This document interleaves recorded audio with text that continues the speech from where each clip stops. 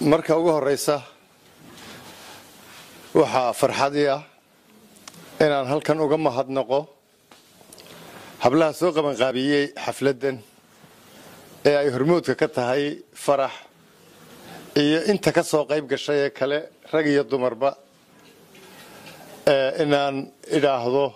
waa mahadsantihiin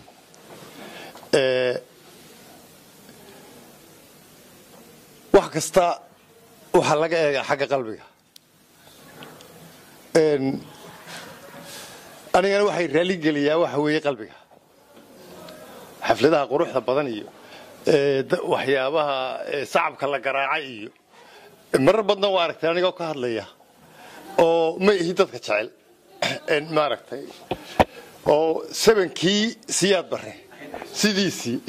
wax wala u egba xukuumadana wax kale aniga iskuma haysano hawe kaanina xukuumadii siyaad bare weyd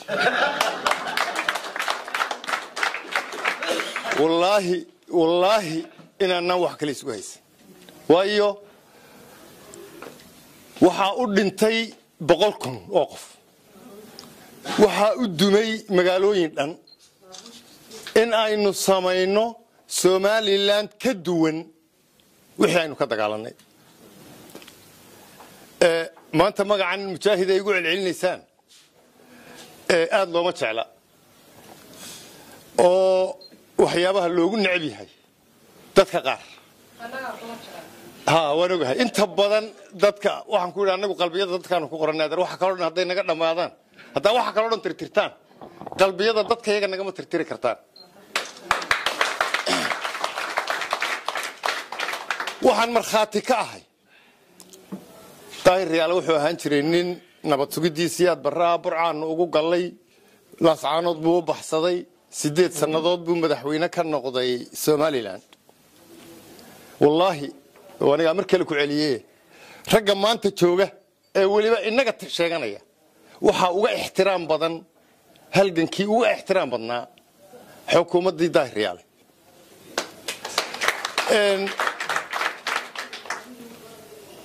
ma jeceli dad badan way jecel yihiin sidaan aanu hadlay laakiin anigu runtii iyo inta ay dhibaysaaba dad bay dhibtaa waan ogeey oo ay aad u dhibtaa oo runtu dhibtaa oo xaqqa in la sheegaa dhintaa oo qaladkiisa in loo sheegaa ay dhibtaa anigu cidna dhibismali maalin dhaweydoo anigoo daan nacay iskaga soo duulay ayaan halkan iska helay TV isna soo cadhooday la soo yiri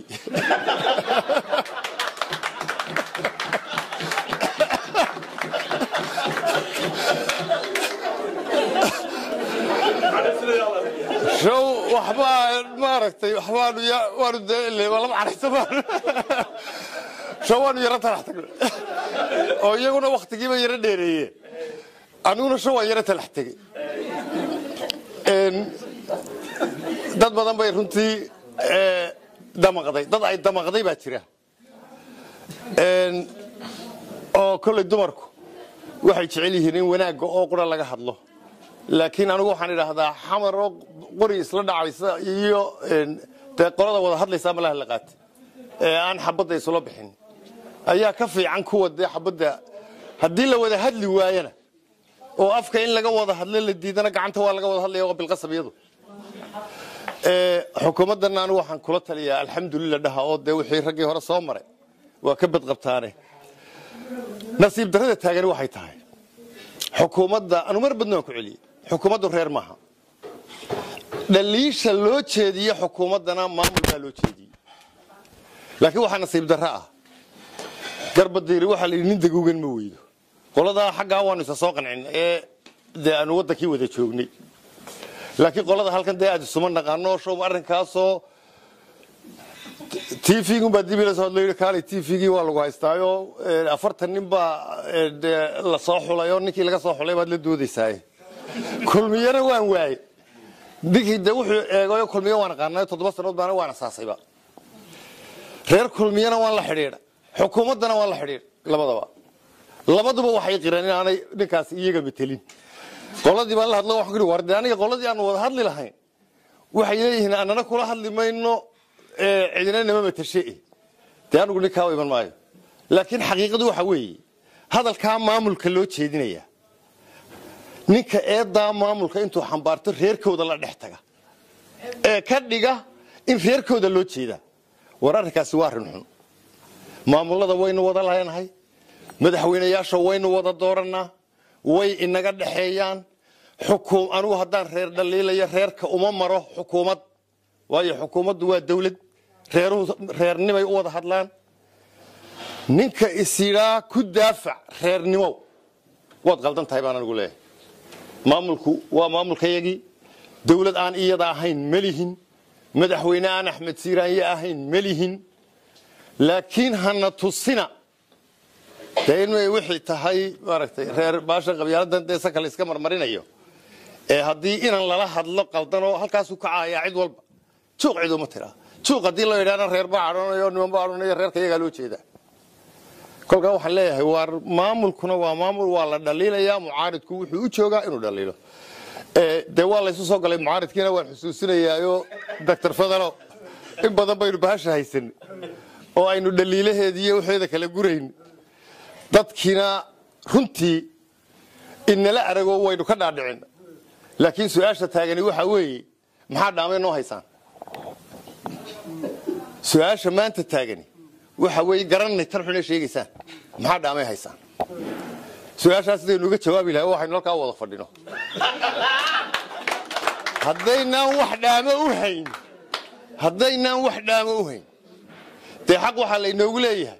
dawlad xumadu dawlad la-aantay noo dhaantahay naga taga oo noo daaya dawladdeeda taa xaq baana loogu leeyahay waan idin wada salaamayaa runtii kulligiinba qolada kulli tv-ga ay soran doonta meesha waxbaa laga oo maaragtay kolkay aniyo doctor fadalna arkaan war meesha waanu ku kulannay waxaanu u ballansanayna ma jirin isna 3 cishru meesha soo gaaray aniguna halkanaa joogo tv-yada ma daawado wallaahi hadda telefoon ma diro oo siyaasi joomo maca Faysal Cali Waraabe oo xataa message soo diray tagasiya siyaasi lama hadlo telefoon may waxaasoo dhan waan joojiyey oo waxaan isiriday kol haddaad meel joogto yare qurbaa bal yaa qariibkun ediibno oo isyara maaragtay nasashadana meeshay ku jirtaa marka kulligiin runtii waan idin wada salaamayaa mar kale waxaan gaar u salaamayaa hablihii soo qabanqaabiyey xafladdan way idinka geysan tahay waa mahadsan tihiin kalgacaylka aad noo qabtaan iyo kalgacaylka aad jabhadda u qabtaan qaar dad badan baa ka xun laakiin dayn maysaanoo waan ogahay hablaha gaaroodimiya salaamatalo markii darajada la sameeyey ayan baan habeenkii darajada la sameeyey gaaroodaan u socdaaye ayaan eegay liiskii bilayska laga dalacsiiyey xaggan bilaysyada jabhaddii oo dhan baan ka eego nin jabhadahoo ina cali dheera la yidhaa oo waxaan arkay gaashaanla sare laga dhigay kolkaasaan waan hambaliyey milatarigu waa sax bilayskana ina cali dheeraa jabhaddii asnam tahaayo sayid cali ahaayo gaashaanla saraa laga dhigayo waanu ku faraxsannahay subaxii baa darajadii mid laga rifay kolkaa gaaroodi aad u hambalyeyn maayo waxaan ka baqayaa